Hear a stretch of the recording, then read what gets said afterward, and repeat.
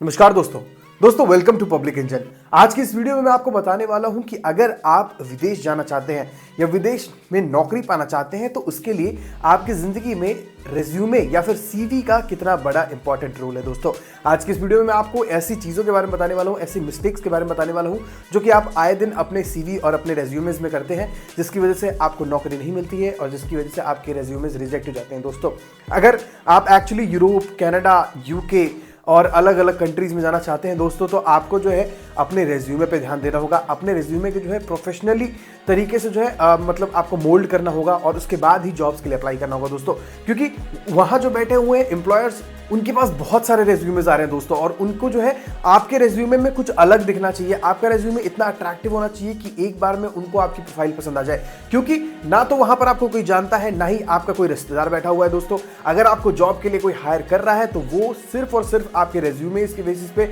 आपके cover letters के basis पे। तो अगर आप अपने रेज्यूमे को सही तरीके से बिल्ड नहीं करते हैं दोस्तों, तो आप जो है एक बहुत अच्छी गोल्डन अपॉर्चुनिटी मिस आउट कर सकते हैं। सबसे पहले हम ये जान लेते हैं कि रेज्यूमे होता क्या है। रेज्यूमे एक डॉक्यूमेंट होता है दोस्तों, जिसमें जो है हम अपने प्रोफेशनल क्वालिफिकेशंस वगैरह बताते हैं। साथ ही हम ये बताते हैं दोस्तों कि हमने क्या काम किया हुआ है, हम अपने बारे में कुछ पर्सनल डिटेल्स बताते हैं, हमारे अंदर क्या क्या स्किल्स हैं वो बताते हैं, जॉब से रिलेवेंट क्या क्या स्किल्स है वो बताते हैं दोस्तों।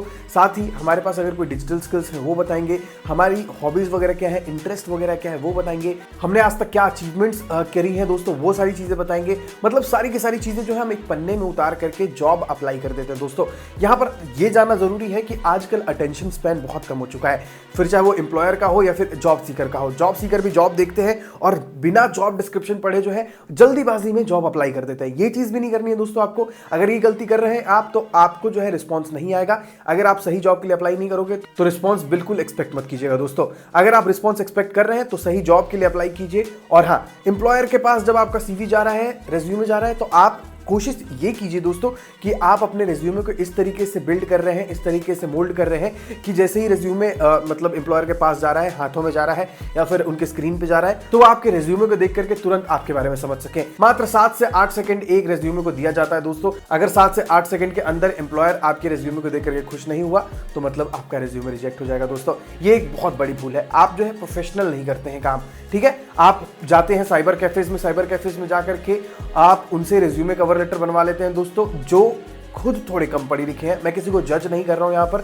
लेकिन आपको ये चीज समझनी होगी दोस्तों। आप अपना professional resume, CV, cover letter बनवा रहे हो तो आपको जो है थोड़े पैसे खर्च करने पड़ सकते हैं, या फिर अगर आप खुद पढ़े लिखे हैं तो आपको खुद से बनाना पड़ेगा दोस्तों, समय देना पड़ेगा, ठीक है। ये चीजें बहुत ज्यादा जरूरी होती हैं। अगर आप जाना चाहते हो इंडिया से बाहर तो भैया पैसे खर्च करने पड़ेंगे, ठीक है। अपने सीवी कवर लेटर पे थोड़ा सा पैसा लगाइए, अपने सीवी कवर लेटर को जो इतना प्रोफेशनल बनवा लीजिए ताकि एम्प्लॉयर के पास जाते ही एम्प्लॉयर बोले कि नहीं, यही बंदा है जो मेरे को चाहिए।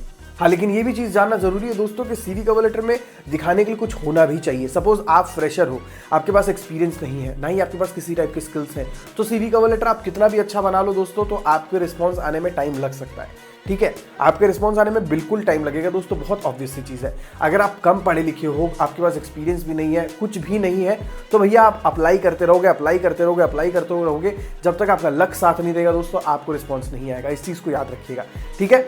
बहुत कम ऐसी जॉब्स निकलती हैं जिसमें ना तो एजुकेशन की जरूरत होती है, ना ही एक्सपीरियंस की जरूरत होती है, वरना आपको कहीं ना कहीं मेंटेन करना पड़ता है दोस्तों। या तो एक्सपीरियंस ज़्यादा होना चाहिए या तो एजुकेशन ज़्यादा होना चाहिए, आपको जो है बैलेंस आउट करना ही पड़ता है। तो सबसे पहली बेसिक गलती जो मैंने आपको बताई दोस्तों कि आप अपने रेज्यूमे को अट्रैक्टिव नहीं बनाते दोस्तों। रेज्यूमे को अट्रैक्टिव बनाइए, थोड़ा पैसा लग रहा है या फिर थोड़ा समय लग रहा है तो दीजिए, ठीक है।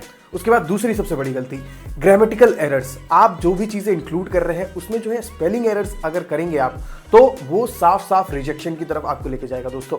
अगर आप यूरोपियन कंट्रीज में अप्लाई कर रहे हैं या फिर ऐसी कंट्री में अप्लाई कर रहे हैं जहाँ की फर्स्ट लैंग्वेज ही इंग्लिश है दोस्तों, तो आप जो भी चीज़ें अपनी सीवी में इंक्लूड कर रहे हैं वो सही होनी चाहिए, सही तरीके से जांच की होनी चाहिए दोस्तों, और उसके बाद ही आपको जॉब के लिए अप्लाई करना है। अगर आप गलती भर रहे हो दोस्तों, अगर आप मतलब बहुत सारी चीज़ों में स्पेलिंग मिस्टेक्स कर रहे हो, आप जो है ग्रामेटिकल मिस्टेक्स कर रहे हो, टेंस आपकी सही नहीं है, तो आप जो है दोस्तों इंप्रेस नहीं कर पाओगे एम्प्लॉयर को, और ये आपके लिए एक बिग नो है।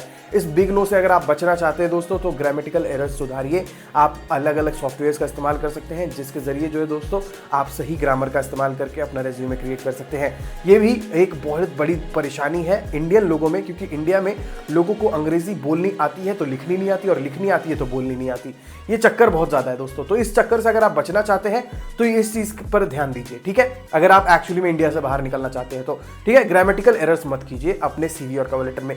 पहली बात, रेज्यूमे अट्रैक्टिव होना चाहिए, फॉर्मेट सही होना चाहिए, जिस भी कंट्री में अप्लाई करना है उस कंट्री का फॉर्मेट होना चाहिए दोस्तों। उसके बाद ग्रामेटिकल एरर्स नहीं होने चाहिए। तीसरी चीज़, आप जो भी चीज़ें डाल रहे हो वो रेलेवेंट होनी चाहिए जॉब से रिलेटेड। अगर आप जॉब ड्राइवर की जॉब के लिए अप्लाई कर रहे हो तो आप मतलब वेल्डर या इलेक्ट्रीशियन की जॉब्स के स्किल्स या फिर एक्सपीरियंसेस मत डालो, ये बिल्कुल भी रेलेवेंट नहीं होता है। वो देखेगा कि अरे एक्सपीरियंस वेल्डर का है और जॉब वैकेंसी ड्राइवर की जॉब के लिए अप्लाई किया है, इस चीज़ में आपको जो है तुरंत रिजेक्ट कर दिया जाएगा दोस्तों। हमेशा अपने CV और कवर लेटर में रेलेवेंट स्किल्स, रेलेवेंट एक्सपीरियंसेस डालिए ताकि आपको आपके CV को देख करके आपको जो है हायर किया जा सके दोस्तों।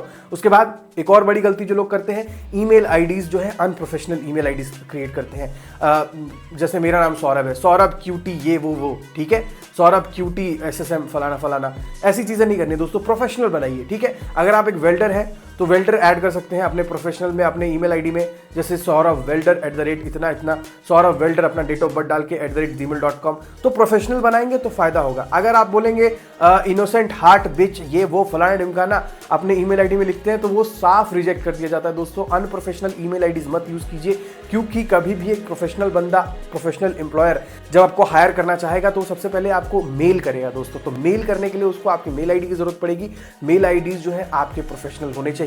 प्रोफेशनल मेल आईडीज को आप जो है इंक्लूड कीजिए अपने CV कवर लेटर में। अगर आपके पास अनप्रोफेशनल है, ऐसे कूल कैजुअल से मतलब ईमेल आईडीज हैं तो उसको रखिए, लेकिन CV और कवर लेटर में प्रोफेशनल आपको जो है मेल आईडीज इंक्लूड करने हैं। ये बड़ी गलतियां जो है बहुत सारे लोग करते हैं, ये गलती आपको नहीं करनी है दोस्तों। साथ ही मैं आपको एक टिप देना चाहूंगा कि जो चीजें भी आपको लगता है कि आपके करियर या फिर आपके मतलब अभी तक की जिंदगी की हाईलाइट है, उसको CV में सबसे ऊपर टॉप पे रखिए। सपोज आपने एक्सपीरियंस लिया है, किसी बड़ी कंपनी के अंडर एक्सपीरियंस लिया है, आपकी क्वालिफिकेशन ठीक ठाक है लेकिन एक्सपीरियंस बढ़िया है, मजेदार एक्सपीरियंस है दोस्तों, ठीक है। तो सबसे पहले आपको एक्सपीरियंस दिखाना है। लेकिन अगर आपका एक्सपीरियंस ऐसे ही हल्का फुल्का है और आपने जो है पढ़ाई की है बड़े कॉलेज से, IIT से की है या फिर दिल्ली के बड़े कॉलेज से की है जो कि बहुत ज़्यादा नामी ग्रामी कॉलेज है, या फिर विदेश में किसी बड़े कॉलेज से की है, तो सबसे पहले अपनी क्वालिफिकेशन दिखाओ, ठीक है। अगर आपकी क्वालिफिकेशंस भी नहीं है, अगर आपके पास एक्सपीरियंस भी नहीं है, स्किल्स आपके पास बहुत सारे हैं, आप अलग अलग चीज़ें कर सकते हो, तो अपने स्किल्स सबसे ऊपर दिखाओ, ठीक है। अपने पर्सनल डिटेल्स के बाद स्किल्स दिखाओ, ताकि जब एम्प्लॉयर आपका CV हाथ में ले या फिर स्क्रीन पर देखे तो एक बार में ही उनको सारी चीज़ें आपके बारे में पता चल जाए। उनको पता चल जाए कि भैया इस कैंडिडेट का, इस एप्लीकेंट का स्ट्रॉन्ग पॉइंट क्या है और किस तरीके से जो है इससे काम निकलवाना है। तो ये चीज़ें आपको ज़रूर करनी है दोस्तों। अपनी स्ट्रॉन्गेस्ट चीज़ों को जो है सबसे ऊपर रखना है। ज़रूरी नहीं है कि सबसे ऊपर वर्क एक्सपीरियंस ही होगा फिर आपका क्वालिफिकेशन होगा। आप कोशिश कीजिए कि जो चीज़ें मतलब आपकी हाईलाइट्स हैं, जो आपने अच्छी की हैं आज तक, उसको सबसे ऊपर रखिए ताकि उससे इंप्रेस हो सके आपका एम्प्लॉयर। तो ये कुछ टिप्स मैंने आपको दे दिए दोस्तों कि रेज्यूमे अगर आप बना रहे हो तो इन सारी चीज़ों का ध्यान जरूर रखिएगा। और अगर आप इन सारी चीज़ों का ध्यान रख रहे हैं फिर भी अच्छा से रेज्यूमे और कवर लेटर नहीं बन रहा है दोस्तों, रिस्पॉन्स नहीं आ रहा है, तो आप हमें कॉन्टैक्ट कर सकते हैं नीचे दिए गए व्हाट्सएप नंबर पे और हमसे अपना CV कवर लेटर बनवा सकते हैं दोस्तों। हम आपके लिए सभी कंट्रीज के रेलेवेंट फॉर्मेट बना सकते हैं दोस्तों, इसीलिए वेट करना छोड़िए, जल्दी से हमें कॉन्टैक्ट कीजिए। तो दोस्तों ये था हमारा आज का वीडियो जो बहुत ज़्यादा जरूरी था उन लोगों के लिए जो इंडिया से बाहर अपने लिए जॉब ढूंढ रहे हैं। अगर आप लोगों को ये वीडियो पसंद आई है तो मैं बस आपसे इतनी ही गुजारिश करूंगा कि वीडियो को लाइक कर दें, चैनल को अभी तक सब्सक्राइब नहीं किया तो चैनल को सब्सक्राइब कर दीजिए दोस्तों, और यूं ही हमारे साथ बने रहिए दोस्तों। आज के लिए इतना ही, मिलते हैं अगली वीडियो में एक नए टॉपिक के साथ, तब तक के लिए बाय बाय।